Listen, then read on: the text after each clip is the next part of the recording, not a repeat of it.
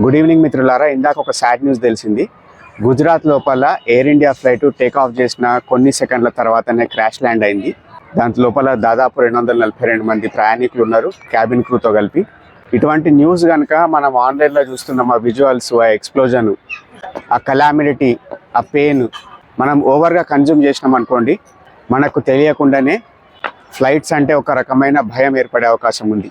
మీరు ఫ్యూచర్ లోపల ఎప్పుడన్నా జర్నీ చేద్దాం అనుకున్నా కానీ, లేకపోతే మీకు తెలిసిన ఆత్మీయులు, మీ కుటుంబ సభ్యులు వాళ్ళు ఎప్పుడన్నా జర్నీ చేద్దాం అనుకున్నా కానీ మీకు లేనిపోని టెన్షన్, యాంగ్జైటీలు ప్రొవోక్ అవుతాయి, ఇన్స్టిగేట్ అవుతాయి, ట్రిగర్ అవుతాయి. సో బెటర్ ఏంటిది, అది మన దేశానికి సంబంధించిన న్యూస్, మన ప్రజలకు సంబంధించిన న్యూస్. సో ఆ వీడియోస్ని సర్క్యులేట్ చేయకుండా ఉండడం, దాన్ని ఓవర్గా కన్జ్యూమ్ చేయకుండా ఉండడం, ప్లస్ వీలైతే మనకు వాళ్ళకి ఏదైనా చేతనైనా సహాయం చేసే అవకాశం ఉంటే కనుక చేసే ప్రయత్నం చేయడం, ఇది చేయాలి. కానీ ఈ నెగిటివిటీని స్ప్రెడ్ చేయడం బంద్ చేయాలి.